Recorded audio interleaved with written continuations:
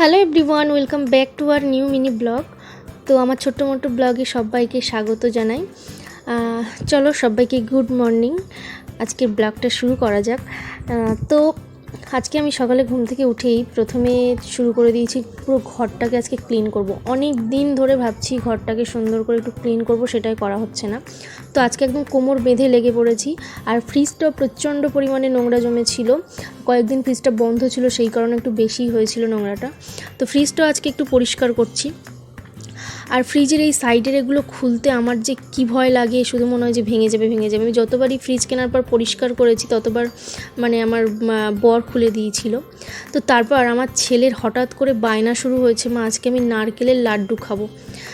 তো এবার আমি কি করব, নারকেলের লাড্ডু খাবে, তো চলো নারকেলের লাড্ডু বানাই। নারকেল ছিল বাড়িতে দুটো, আর লক্ষ্মী পুজোর সময় আনা হয়েছিল, সেগুলো করা হয়নি, দুটো ছিল, সেটা আমি কাটতে শুরু করে দিয়েছি।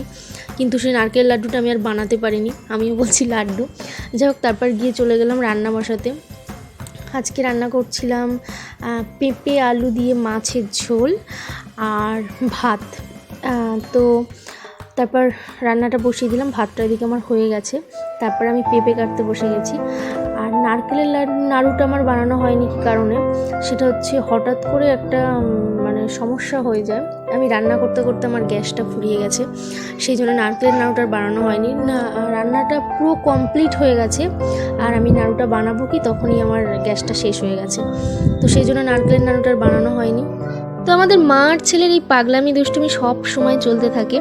আমার ছেলের যত দুষ্টুমি সব আমার সাথেই, বিশেষ করে যখন আমি কোনো কাজ করব তখনই ওর মনে পড়ে যে আমার মাকে এবার একটু জ্বালাতন করার দরকার। আর ওর একটা অভ্যাস, ও খেলা করতে করতে সব সময় আসবে, এসে আমাকে হাম্পি দিয়ে যাবে। ওটার সবসময়ের অভ্যাস, যাই করুক না কেন সময় সময় এসে আমাকে হাম্পি দেবেই। তো তারপর আমি ওকে স্নান করিয়ে দিলাম। এবার ও যাবে ঠাকুরকে তুলসী তলায় জল দিতে। এটা ওর সেই ছোট থেকে আমি অভ্যাস করিয়েছি। ও যখন 1 বছর বয়স তখন থেকে আমি ওকে কোলে করে নিয়ে ঘটিতে করে জল নিয়ে ঠাকুরের তুলসী তলার এখানে দেওয়াতাম। সেই অভ্যাসটা ওর এখনও রয়ে গেছে। স্নান করে এখন আর ওকে বলতে হয় না, ও নিজে থেকেই যায় ঠাকুরের কাছে, প্রতিদিন গিয়ে ঠাকুরের এরকম তুলসী তলায় জল দেয়। আর যারা ঠাকুরকে পূজা দেয় তারা প্রতিদিন এরকম বাড়িতে যেই পূজা দিক না কেন, সে আর কি ঘটিতে করে জল নিয়ে মন্দিরের উপর রেখে দেবে ওকে দেওয়ার জন্য। তো যাই হোক, তারপর আমি ওকে খাইয়ে নিয়ে আমি চলে গেলাম স্নান করতে। স্নান করে এসে ভাবলাম ফ্রিজের এইগুলো আমি একটু সেটিং করি, বাট পারলাম না। তো আজকের ব্লগটি এই পর্যন্তই। ভালো লাগলে প্লিজ সবাই লাইক করো, পেজটি ফলো করো এবং কমেন্ট করো। তোমাদের কমেন্ট করতে আমার অনেক ভালো লাগে। তো বাই।